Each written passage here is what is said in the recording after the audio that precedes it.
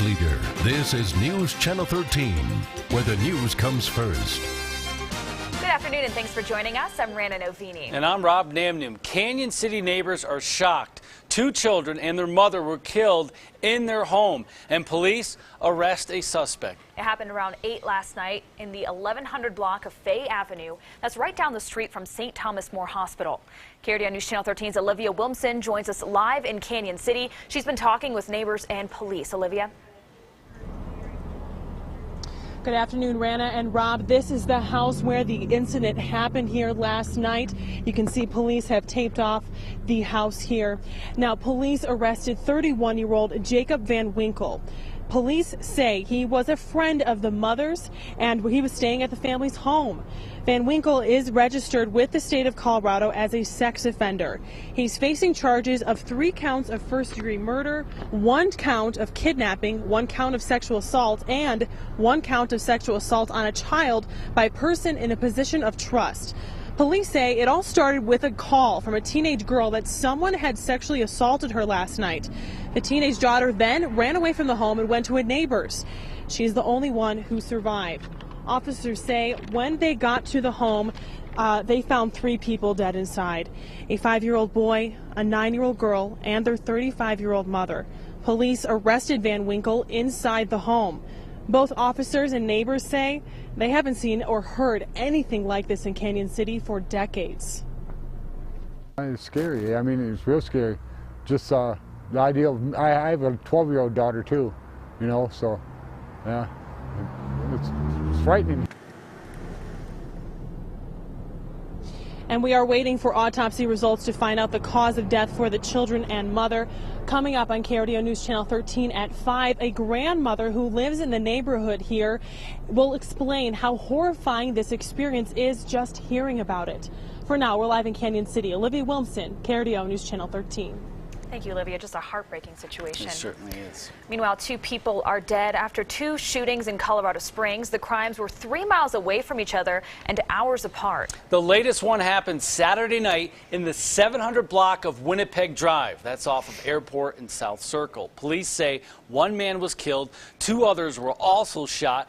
They are in the hospital in critical condition. The other shooting happened early Saturday morning at the Pine Creek Village Apartments near Academy and Airport. 1 man was killed in the shooting and a teenage girl was shot. She was treated at the hospital and is expected to recover. We are talking to police to get more information. We'll tell you what we have found out in our next half hour. A man is behind bars and an elderly woman's car is recovered after a carjacking in Colorado Springs. It happened in broad daylight yesterday at the Chapel Hills Mall.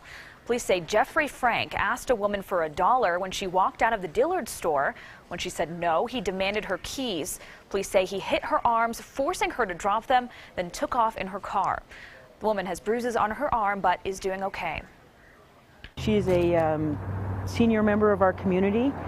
Because she is over the age of 70, this makes this an at-risk crime, which actually adds enhancers to any type of punishment. And coming up on KRDO News Channel 13 at 6 o'clock, concerns about mall safety. Police show us the safest way to walk to your car alone. Well, it certainly was a gorgeous day outside. Shorts weather, I say. It was shorts weather, but the weather is changing. We joined Chief Meteorologist Matt Meister. Matt, what's ahead in our forecast? Well, guys, we're going to get windy and colder as we move through the day on Tuesday. But first things first, let's enjoy how nice it is outside right now. It is 77 degrees in Pueblo, La Junta, and Lamar. Talk about some lucky 7s. Salida, it is 64. In Walsenburg, we are reporting 64 as well. Even Cascade at the North Pole, home of Santa's Workshop, it is 56 degrees. Pueblo, Parkview Medical looking off to the southeast. Mostly sunny, a little breezier there, and we have had a little bit of that from time to time through the day today, but it has boosted the temperatures very nicely. So here's what I'm tracking into tomorrow, and I already alluded to it just a little bit. A temperature drop on the way tomorrow. We will hit our highs in the late morning to early afternoon. This is a look for Colorado Springs, and I think the drop late in the day may be a little bit more significant than our computer models are picking up at, and that will come with some wind at 30 to 50 miles per hour. Once a cold front gets here, we'll see strong gusts in the Pikes Peak region and Pueblo County. Parts parts of the plains as we move through the afternoon. So even with a little bit of rain or snow, that could cause some problems. I don't expect much, but a few showers as we move into the afternoon. And if the snow sticks even a little bit, it will reduce the visibilities, in particular over the Pikes Peak region. That's my biggest concern tomorrow afternoon. It is a quick hitter, though. There is more warm air on the way, and I'll have that in my 7-day forecast in just a few. All right. Thank you so much, Matt. We now know how much money has been collected from retail and medical marijuana. That's new on KRDO News Channel 13 at 4 o'clock. The State Department of Revenue says a little more than $14 million in recreational pot was sold. The state collected a little more than $2 million in marijuana taxes in January. That's the first month recreational marijuana was legal in Colorado. The taxes are a 12.9% sales tax and a 15% excise tax. The first $40 million of the excise tax goes to school construction. Colorado has about 160 state-licensed recreational marijuana stores. Not all of them were open in January. How to spend the money is already an issue at the state capitol. And that brings us to today's web question. We want to know, how do you think recreational marijuana tax money should be spent? You can leave us a comment on our Facebook or Twitter pages. We are KRDO News Channel 13.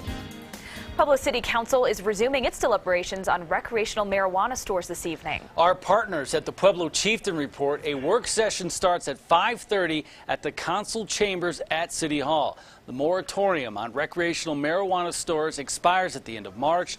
Decisions of zoning and licensing are still under debate. Well, it was another day of fruitless efforts and frustrated hopes in the South China Sea. Crews have been searching for 3 days, trying to find clues as to why a Malaysian Airlines flight disappeared. Gloria Riviera has more from Beijing. More than 3 days into the search, and the fate of Malaysia Airlines Flight 370 is still a mystery. With no distress signal from the black box, there are few clues. The challenge is, as every minute goes by, this search area gets bigger. The quest for answers is a multinational effort. More than 40 aircraft, 30 ships, scouring the west coast of Malaysia and the Gulf of Thailand.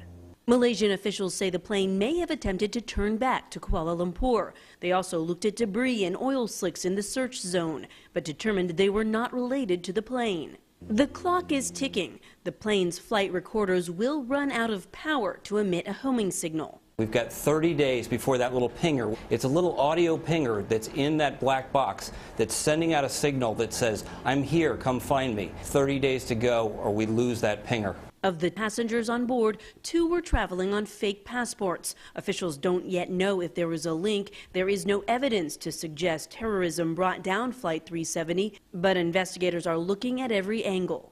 Families of the victims have been praying for the best, but bracing for the worst. American Philip Wood was on board. Just a week earlier, he had been with his family in Texas. His son, Nick, heartbroken. If he was here right now, he would comfort me, and he would just say, "Don't be sad." In China, which had 154 nationals on board, families are still gathered in a grim vigil and waiting for answers. Gloria Riviera, ABC News, Beijing. From heroin addict to athlete, how a Pueblo man says he's overcoming his addiction by exercising and helping others do the same. And a blood test for Alzheimer's disease may be coming out in a few years. What's in your blood that can predict the disease?